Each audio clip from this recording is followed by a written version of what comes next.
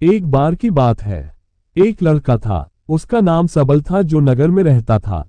वह अपने जीवन से बहुत निराश था। उनकी निराशा का कारण यह था कि वह अब तक अपने जीवन में कुछ नहीं कर रहा था।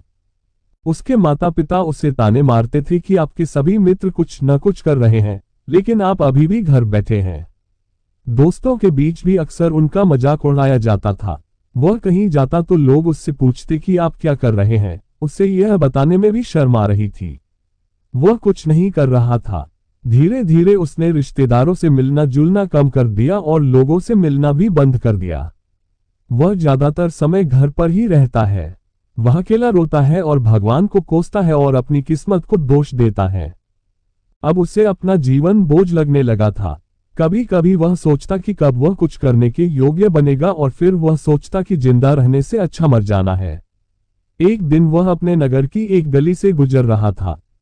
तभी उसने देखा कि एक उपदेशक दुख और परेशानियों पर उपदेश दे रहा है। वह भी उसी भीड़ में सबसे पीछे बैठ गया और गुरु के प्रवचन सुनने लगा।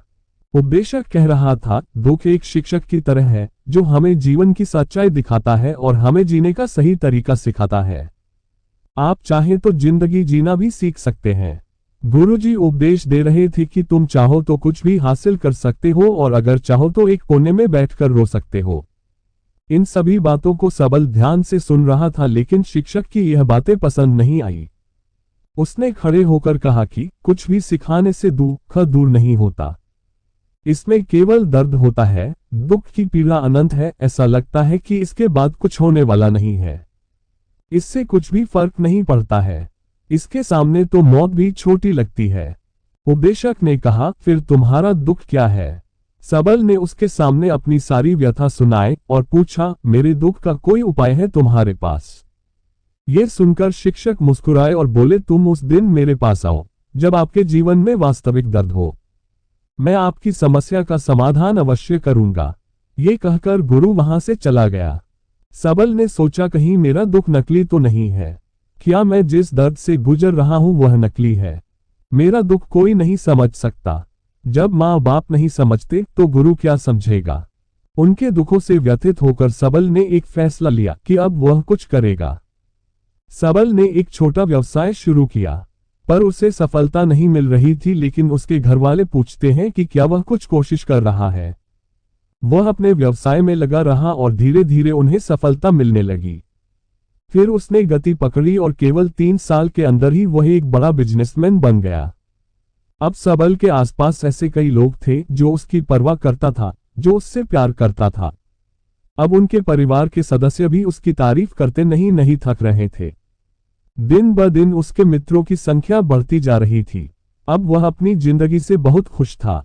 उनके कुछ दोस्तों ने उन्हें सलाह दी कि जब आप एक बड़ा बिजनेसमैन बनकर बहुत खुश हैं तो सोचिए आपको कितनी खुशी होगी अगर आप इस शहर और इस राज्य के सबसे बड़े बिजनेसमैन बन जाते हैं। कितने लोग आपसे जुड़ना चाहेंगे, आपकी कितनी बड़ी ख्याति होगी और स्वयं राजा भी आपसे दोस्ती करना चाहेंगे और जरूरत पड़ने पर ही आपसे पैसे उधार लेंगे। दोस्तों की यह बात सबल के मन में घर कर गई। अब वह और पैसे कमाने की कोशिश करने लगा, लेकिन उसे ये सब बहुत ही जल्दी चाहिए था। वह समय बर्बाद नहीं करना चाहता था। उनका अधिकांश समय इन चीजों को प्राप्त करने में गलाने लगा।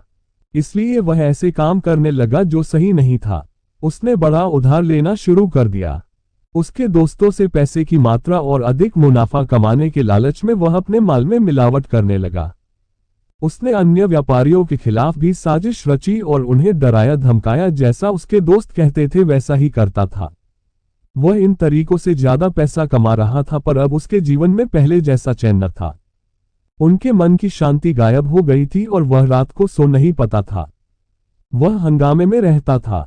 वह सब कुछ पाकर भी उन्हें किसी चीज में सुख नहीं मिल रहा था। एक दिन सबल अपनी गाड़ी में कहीं जा रहा था। तभी रास्ते में उन्हें उपदेशक का आश्रम दिखाई दिया। वह रुका और गुरु के पास जाकर बोला, संत, आपने मुझे मेरे पास आने के लिए कहा था जब मेरे जीवन में सच्चा दुख आता है। अब मैं बहुत दुखी हूं कि मेरी नींद हराम हो गई है। मुझे कहीं भी शांति नहीं मिल रही है। इस प्रकार सबल ने अपनी सारी समस्याएं गुरु को बता दी। गुरु ने कहा, जब तुम पहली बार मुझसे मिलने आए थे तब भी तुम किसी दुख में थे। आपने उस दर्द से क्या सीखा? सबल ने कहा कि सिर्फ सोचने और चिंता करने से कुछ नहीं होता। आपकी दृष्टि को सच करने के लिए ये कार्रवाई करता है। और सिर्फ काम करने से कुछ नहीं होता, परिणाम भी मिलना चाहिए। जब आपको लगता है कि आपका लक्ष्य हासिल नहीं होने वाला, तब राह में चाहे कितनी भी मुश्किलें आ जाएं, मन कितना भी निराश क्यों ना हो, कितना भी लगता हो कि अब कुछ नहीं होने वाला है, तभी विश्वास करें, मैं जो भी कर रहा हूं उसमें अवश्य सफल होऊंगा। खुद पर ध्यान दो, लोगों पर नहीं। लोग केवल सफल लोगों का सम्मान करते हैं। कोई कितना भी अच्छा क्यों ना हो, वह हमेशा लोगों की नजरों में बोझ बने रहते हैं। ये सब सुनकर उपदेशक मुस्कुराया और बोला, जब आपके पास है तो यह वास्तविक दुख नहीं है। अपने जीवन में वास्तविक दुख आए तब मेरे पास आओ, मैं उसे ठीक कर दूंगा। सबल ने जाते समय साधु को सोने के सिक्कों से भरा घड़ा भेंट किया। घड़े को देखकर गुरु ने कहा कि यह मेरे किसी काम का नहीं है। उस पेड़ के नीचे गड्ढा खोदकर गाड़ दो। सबल ने घड़े को पेड़ के नीचे दबा दिया, जैसा कि गुरु ने बताया, और वहां से चला गया। कुछ दिनों से कारोबार ठीक चल रहा था, लेकिन व्यापार के गलत तरीके के कारण धीरे धीरे उसे व्यापार में घाटा होने लगा। उसकी सारी दौलत धीरे धीरे खत्म होने लगी और एक दिन ऐसा भी आया जब उसके पास कुछ भी नहीं बचा और उस पर कर्ज का बोझ चढ़ गया था, परंतु वह निश्चिंत था क्योंकि उसने अपना सारा कर्ज अपने दोस्तों से लिया था। उसने सोचा कि उसके दोस्त बुरे वक्त में उनके साथ खड़े रहेंगे, लेकिन ऐसा कुछ नहीं हुआ। जैसे ही बुरा वक्त आया, दोस्त पहले उससे कर्ज मांगने लगे। अगर उसने कर्ज नहीं लौटाया, उन्होंने उसे जान से मारने की धमकी भी दी। उनके सभी शुभचिंतक और प्रियजन उससे दूर हो गए। उसके दोस्त जो उसके साथ मस्ती किया करते थे, अब उससे दूर भाग रहे थे। उसका परिवार उसकी गलतियां और कमियां गिनने लगा। उनकी सारी संपत्ति नीलाम कर दी गई और उसके पास कुछ भी न बचा। जब उसने अपने पिता से मदद मांगी, पिता ने कहा कि मेरे पास थोड़ी सी संपत्ति है, मैं तुम्हारी मां को क्या कहूंगा अगर मैं तुम्हें दे दूं। ये संपत्ति हमारा अंतिम उपाय है। सबल के मन में गहरा दुख छा गया। उसके आसपास कोई नहीं था जो उनके दुख को समझ सके, जो उससे संभाल सके। जनता के इस विश्वासघात के कारण वह अंदर से टूट चुका था। वह सोचने लगा कि अब जीने का क्या मतलब है, अब मौत ही मेरा सहारा है। वह आत्महत्या करने के लिए पहाड़ी पर जा रहा था, तब से उसे याद आया कि उस शिक्षक ने उससे कहा था, मेरे पास आओ जब तुम्हारे जीवन में वास्तविक दुख हो। सबल गुरु के पास गया और अपनी सारी व्यथा सुनाई। आंखों में आंसू लिए उसने कहा, हे गुरुजी, मेरे दुख का निवारण कीजिए। गुरु ने कहा, जब जीवन में असली दुख होता है तब मेरे पास आ जाना, मैं इससे जरूर ठीक करूंगा। सबल ने कहा कि ये क्या हो रहा है, मेरी जिंदगी में अभी दुख नहीं है तो आखिर असली दुख क्या है।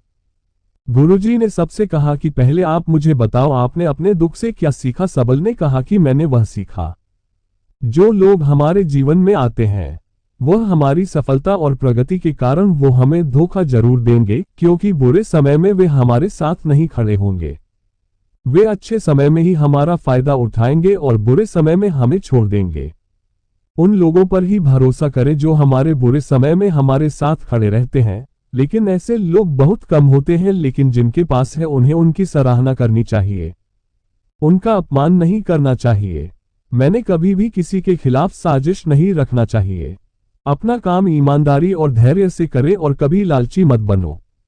अपने सारे दुख दर्द और अनुभव बयां करने के बाद सबल गुरुजी के सामने आंखों में आंसू लिए बैठ गया।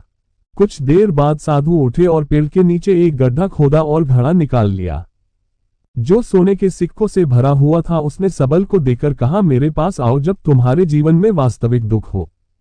सबल ने अपने शिक्षक को धन्यवाद दिया और उसे प्रणाम करके चला गया। उस पैसे से उन्होंने एक छोटा सा व्यवसाय शुरू किया। अब वह छोटा व्यापारी बनकर भी खुश है। उन्होंने पूरी लगन और ईमानदारी से कारोबार किया। जल्द ही वह अपने शहर का एक बड़ा व्यापारी बन गया। उनका जीवन सुख सुविधाओं से भरा हुआ था। लेकिन कोई कितना भी अच्छा क्यों न हो, लेकिन जीवन में दुख आता है तो सबल के जीवन में भी दुख आते थे। अपने माता पिता की मृत्यु के रूप में वे दोनों एक ही दिन मर गए। सबल अपने माता पिता से बहुत प्यार करता था, इसलिए उनके निधन से उन्हें गहरा सदमा लगा। वह शवों को ले गया, दोनों को शमशान घाट ले गया, जहां अंतिम संस्कार किया गया। वहां उसने अपने माता पिता का शव जलता हुआ देखा तो उनका मन बेचैन हो उठा। उसके मन में कई सवाल उठने लगे। वह घर वापस आ गया। इसलिए उसने अपने माता पिता के घर और संपत्ति को देखा जिसके लिए उनके पिता हमेशा लड़ते रहे, आज जो छूटा पड़ा है। जिन्होंने इसकी देखभाल की, इसके लिए लड़ने वाले इस दुनिया से चले गए। उसके पिता ने जो कुछ कमाया वह सब यही रह गया। एक दिन पहले तक उसके पिता मारपीट करते थे किसी के साथ उसकी संपत्ति के लिए। आज वो खुद इस दुनिया से चले गए। उसका मन ऐसे अनेक विचारों के बवंडर में था। वह अंदर से अकेला और डरा हुआ महसूस कर रहा था। वह खाली महसूस कर रहा था। उसे लगा कि कुछ है, वह समझ नहीं सका। इसलिए वह गुरु के पास गया। उसे देखकर गुरु जी ने कहा, क्या जीवन में कोई दुख है? सबल ने कहा, वैसे तो जीवन में कोई दुख नहीं है, सब कुछ अच्छा चल रहा है, लेकिन आज मेरे माता पिता का देहांत हो गया है। मैं इस घटना से बेहद दुखी और परेशान हूँ। गुरु जी ने कहा, इसमें दुखी होने की क्या बात है? एक दिन सबके अपनों को मरना है, कोई न कभी जिया है और न कभी रहेगा। एक दिन तुझे भी मरना है, शायद तुम कल ही मर जाओगे, या आप आज भी मर सकते हो। सबल ने कहा, क्या कह रहे हो गुरुजी? मैं भी मर जाऊंगा, लेकिन मैं अभी जवान हूं। गुरु ने कहा कि सब जी रहे हैं इस भ्रम में कि मृत्यु केवल दूसरों को आती है, बड़ों के पास ही आती है। लेकिन जवान और बूढ़े मर जाते हैं, बच्चे मर जाते हैं।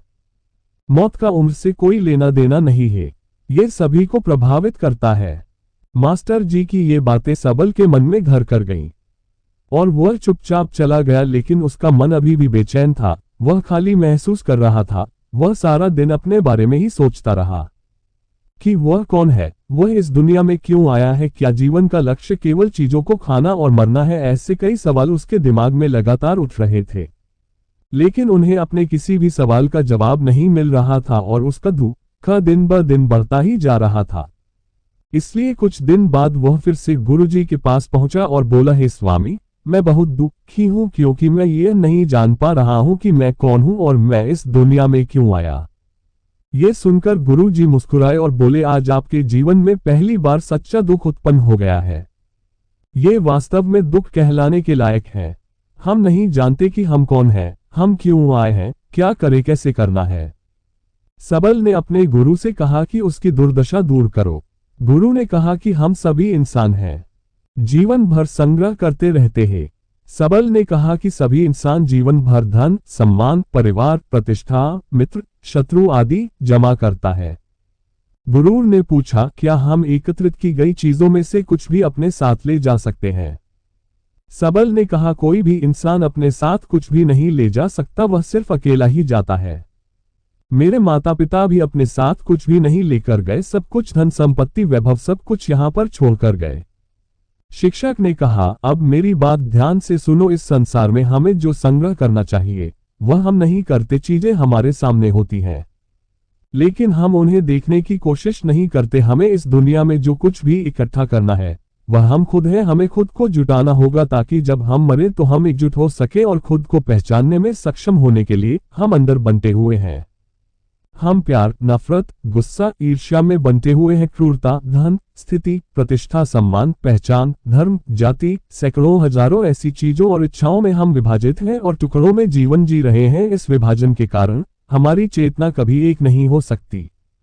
हमारी चेतना शक्ति बिखरी हुई है, इसलिए हमारे पास इतना समय नहीं है, इतनी ऊर्जा नहीं कि हम मुड़ सकते हैं और अपने भीतर देख सकते हैं। वास्तव में धन, सम्मान और सुविधाओं का अभाव, लोग इसे दुख समझते हैं और जीवन भर के लिए जो दुख कहकर रोते रहते हैं और समाधान खोजने का प्रयास करते रहते हैं, उन्हें अपना समाधान कभी नहीं मिलेगा, क्योंकि जिसे लोग दुख कहते हैं वह वास्तविक दुख नहीं है। ये सिर्फ एक आदमी की इच्छा है, उसकी इच्छा कभी पूरी नहीं होती, इसलिए व्यक्ति को कभी उनके प्रश्नों का समाधान नहीं मिलता।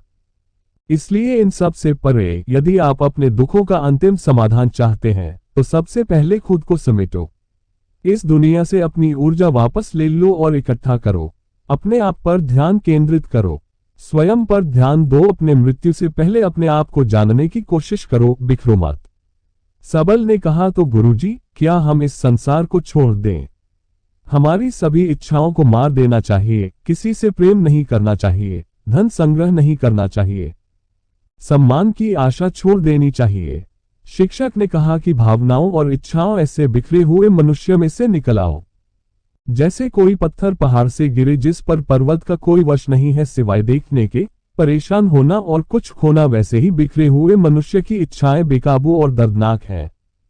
उसका अनियंत्रित मन इच्छा करता रहता है और कल्पना करता रहता है, और ये दुख देता है। लेकिन जब एक व्यक्ति अपने मन को एकत्र करता है तो वह जो कुछ भी करता है वह उसके नियंत्रण में होता है। फिर उसकी इच्छा से इच्छाएं भी उत्पन्न होती हैं। सबल ने कहा कि आपने मेरे असली दुख का समाधान कर दिया।